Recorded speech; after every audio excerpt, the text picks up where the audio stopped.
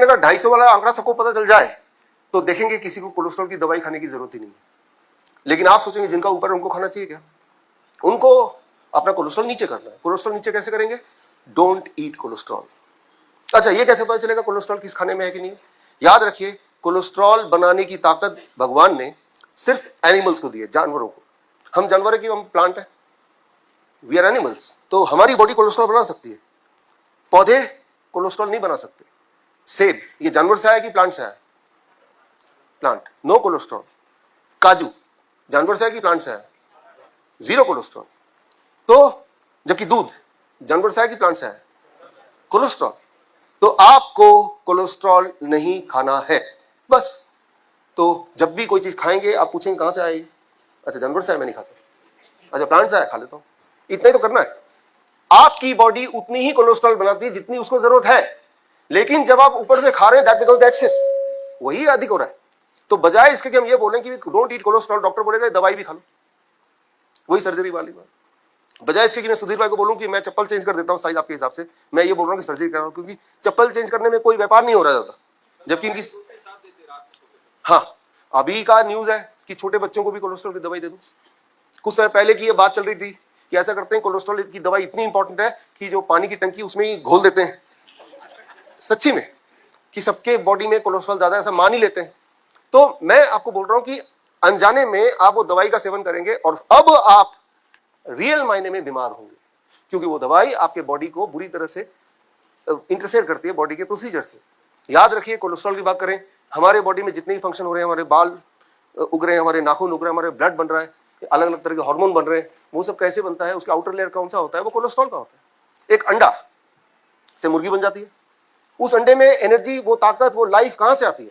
उस अंडे को लेके लैब में ले जाइए कि इसमें क्या है ऐसा। 68% कोलेस्ट्रॉल है उसमें।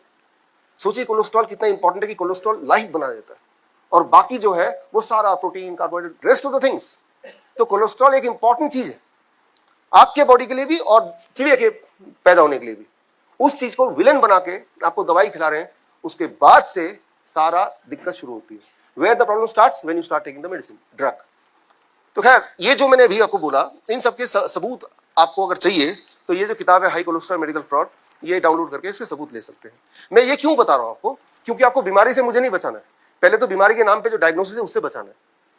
ज्यादातर लोग बीमार नहीं पड़ते, इस जंजाल में फंसते हैं और वो दवाई लेते हैं, अब बीमार पड़ गए इन ट्रू सेंस, फिर और दवाई लेते हैं। That is a trap. एक उदाहरण देकर समझाता हूं, बड़ा इंपॉर्टेंट है। मान लो किडनी के पेशेंट्स, अभी आप देख रहे होंगे 4 साल पहले तक किडनी का पेशेंट ढूंढने के लिए थोड़ा टाइम लगता होगा। आज अगर मैं बोलूं किडनी का पेशेंट जैसे नाम लिया, आप सबके जहन में अपने आसपास ही खूब सारे लोग मिल गए होंगे, है ना, कि ये भी, या मैं भी, है ना। जितना कॉमन कोल्ड हुआ करता था, आज क्रॉनिक किडनी डिजीज उतना कॉमन है कि नहीं? तो लेकिन ये कैसे है? पहली बात तो डायग्नोसिस के बेसिस पे एक हेल्दी इंसान को समझा दिया जाता है आप क्रॉनिक किडनी डिजीज के पेशेंट है, और वो डायग्नोसिस क्या है? क्रिएटिनिन बढ़ गया मेरा। कई बार लोग आते हैं हमारे हॉस्पिटल, 20 हॉस्पिटल हमारे हिम्स के नाम से, भागे कि मैं तो किडनी का पेशेंट हूं, मैंने देखने में तो नहीं लग रहा। कहा देखो मेरी रिपोर्ट तो ये कह रही ना। तो वो रिपोर्ट को बिलीव करते हैं। रिपोर्ट में क्रिएटिनिन 2 है, 3 है। तो क्रिएटिनिन को एक भूत की तरह पेश कर दिया गया। क्रिएटिनिन, लेकिन क्या हाई क्रिएटिनिन का मतलब किडनी डिजीज होती है? या क्रिएटिनिन बढ़ जाएगा तो इंसान मर जाएगा, मरने के चांस बढ़ जाएंगे? ये इंपॉर्टेंट सवाल है। इस सवाल के जवाब के लिए एक बड़ा ही इंपॉर्टेंट ऑब्जर्वेशन स्टडी किया गया, सबसे बड़ा दुनिया का। 5388 पेशेंट ने पार्टिसिपेट किया, और तब ये देखा गया कि जिनकी क्रिएटिनिन ज्यादा होती है उनके मरने के चांसेस कम हो जाते हैं। उल्टा ये रहा, राइट।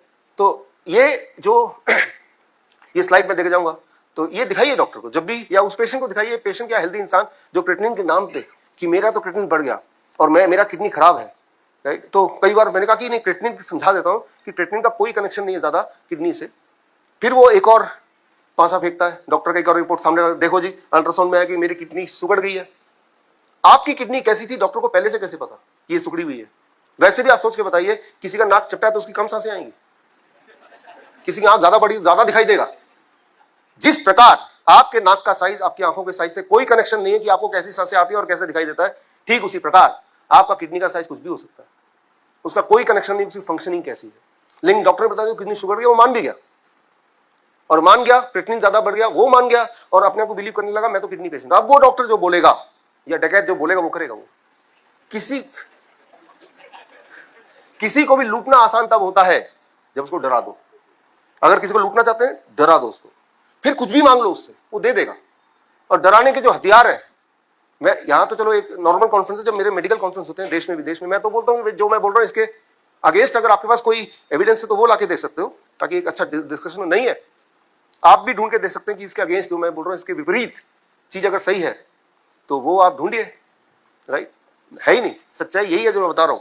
आते हैं क्रिएटिनिन पे। क्रिएटिनिन क्यों बढ़ता है ये बताना आपके लिए, आपको समझाना मेरे लिए जरूरी है, क्योंकि क्रिएटिनिन के नाम पे भूत के बता के लोगों को डराया जाता है। क्रिएटिनिन तब बढ़ता है जब किसी को इन्फेक्शन हो जाए बॉडी में। इन्फेक्शन तो होता ही रहता है, अभी मुझे खांसी जुकाम है तो इन्फेक्शन है। ऐसे में अभी अगर मैं अपना KFT कराऊं तो मेरा क्रिएटिनिन थोड़ा बढ़ा रहेगा। जिस तरह से जब आपको इन्फेक्शन होता है तो कई बार बुखार, टेम्परेचर बॉडी का बढ़ जाता है ताकि वो फीवर आपके इन्फेक्शन को मार के भगाए। तो फीवर कोई बीमारी नहीं है बल्कि वो हथियार है। ठीक उसी तरह से वो बैक्टीरियल इन्फेक्शन बॉडी में ना फैले तो ब्लड में क्रिएटिनिन बढ़ेगा तो वो बैक्टीरियल इन्फेक्शन रिप्लिकेट नहीं करेंगे। तो यहां पे क्रिएटिनिन कोई विलेन नहीं है, ये आपको ठीक करने के लिए टेम्पररीली। या फिर आपके अगर यहाँ कोई पहलवान है, उस पहलवान को बोलिए अपना KFT चेक कराए। पहलवानों का क्रिएटिनिन बढ़ा होता है, जितने ज्यादा मस्कुलर बॉडी होगी उतना क्रिएटिनिन बढ़ा होगा। तो क्या पहलवान की किडनी फेल होगी सारी?